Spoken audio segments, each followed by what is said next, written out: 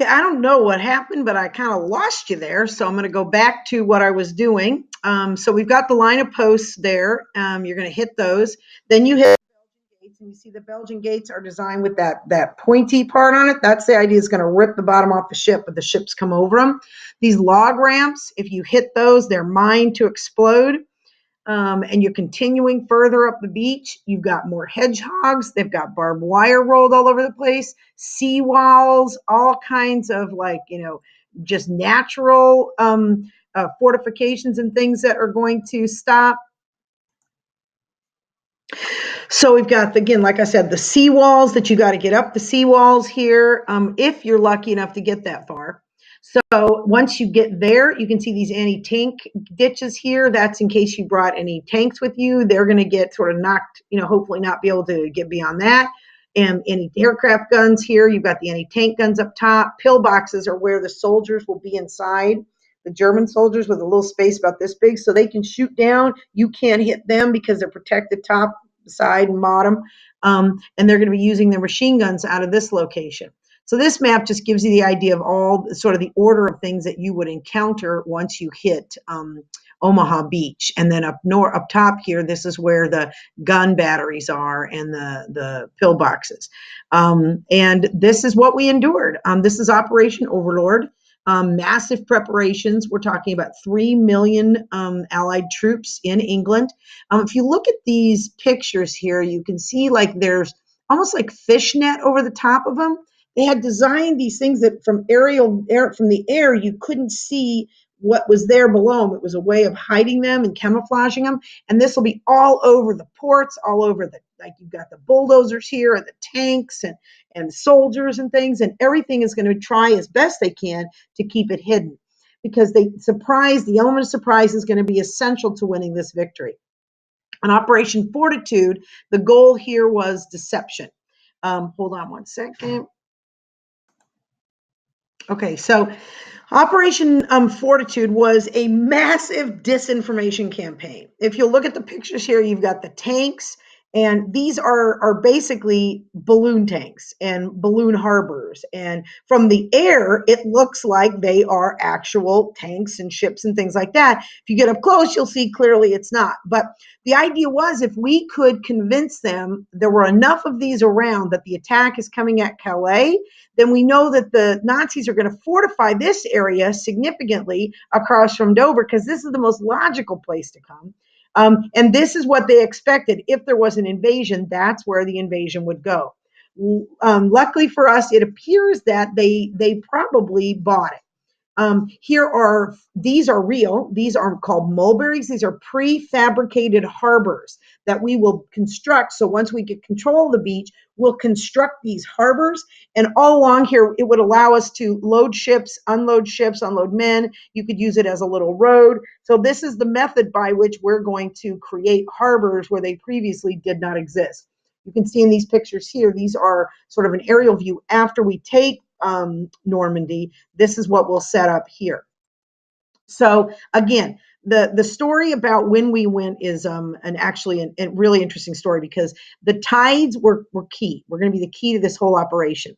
June 5th, 6th, and 7th seemed to be the best days according to when the tides were right and everything. If we miss this window, it may be several more weeks before we can get in. We've got all these other complicating factors. Eisenhower believed we really needed to open this front. Problem was the weather report for that weekend came back and it looked awful. High seas, rough water, wind, rain. It just was terrible. Eisenhower decided we couldn't wait. There seemed to be a window on the 6th of June when there was an opening we might be able to make. So that's when he would put forward the message. That's when we're going. Rommel, by the way, same guy from North Africa, who's now been moved to the coast of France, looks at the same weather report, says there's no way they're coming this weekend. He uses that as an excuse to go home back to Germany to his wife's birthday party. Big mistake. So the plan was for us to be able to disable these guns and these pillboxes and resistance boxes all along the coast here. But to do that, we were going to have to have our paratroopers come in behind enemy lines the night before and basically cut communication lines, cut transportation lines, anything they could, disable the guns at best, so that when we land at these beaches the next day, all of the guns will either be disabled or communication will be disabled, what have you. So this is our goal. Now, if you look carefully, you can see this sort of blue, these squiggly lines here. These blue squiggly lines are lowland areas that the Nazis have flooded. Believing that this was exactly what we might do, they had prepared, and I'll sort of go ahead a little bit, they had prepared for our paratroopers by basically using these items here. I don't know if you can see, but they basically have these pikes here, and then they tie this sort of netting or this kind of, it looks like wires back and forth. So and then they flood it. So if you paratroop in and you're flying in and you splat down and you're coming into the water, first of all, the posts are going to be sharpened. So if you come down too fast, you're going to literally land on a pike. Obviously, you're not going to live through that, or land on these things. This is called asparagus, where if you got in there and any part of you got caught, they would like pull you under the water. So there are these crazy devices that they had designed for specific use on D-Day, or preparing, or the attack, the Nazis in preventing an attack against this Fortress Europe that they had designed. So the night before, again, goal to disrupt communication, trains, bridges, what have you. The paratroops will set forward.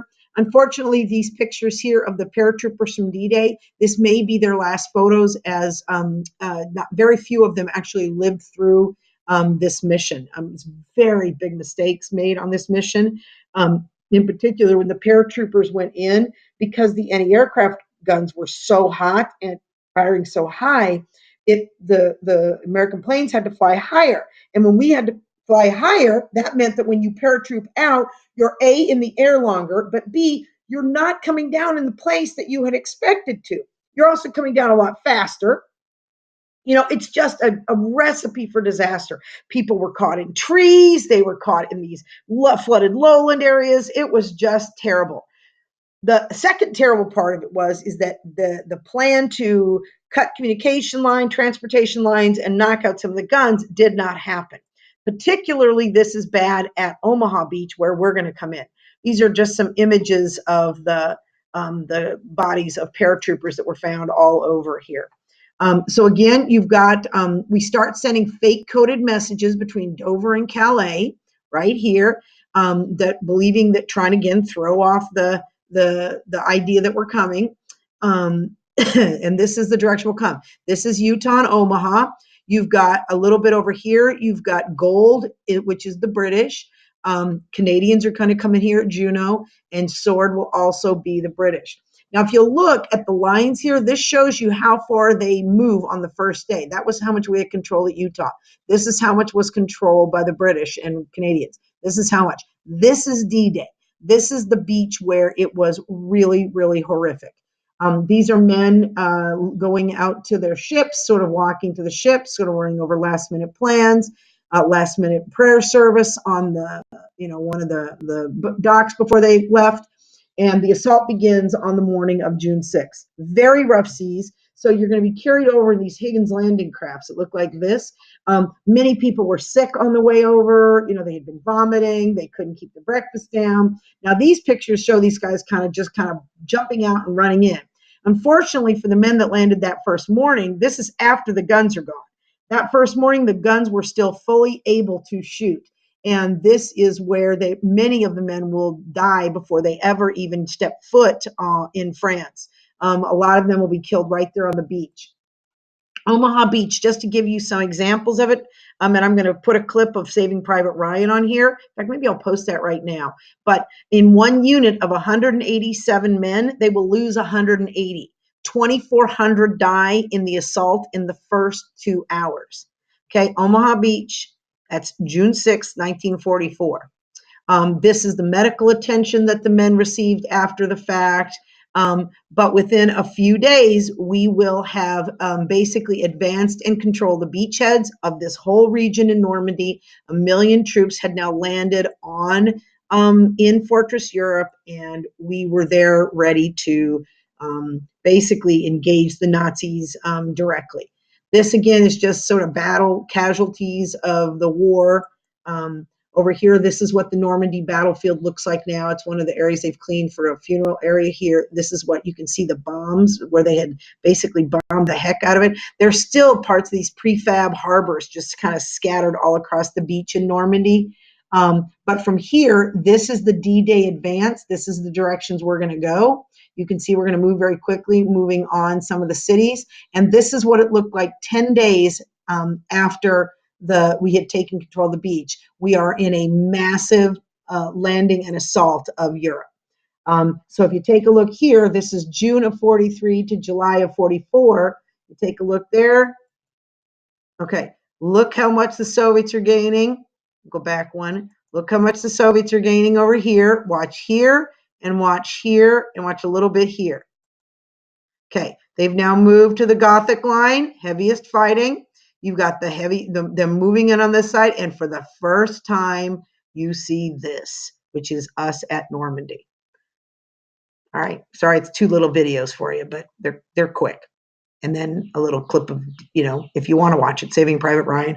It's actually just the clip of the landing at the scene. I'm going to tell you right now, it's pretty violent. It's pretty harsh. But if you want to know what it was like to experience a landing, watch it. I'm not going to require you watch it, but if you want to, I'll just show the clip of the landing scene at the D-Day. Okay.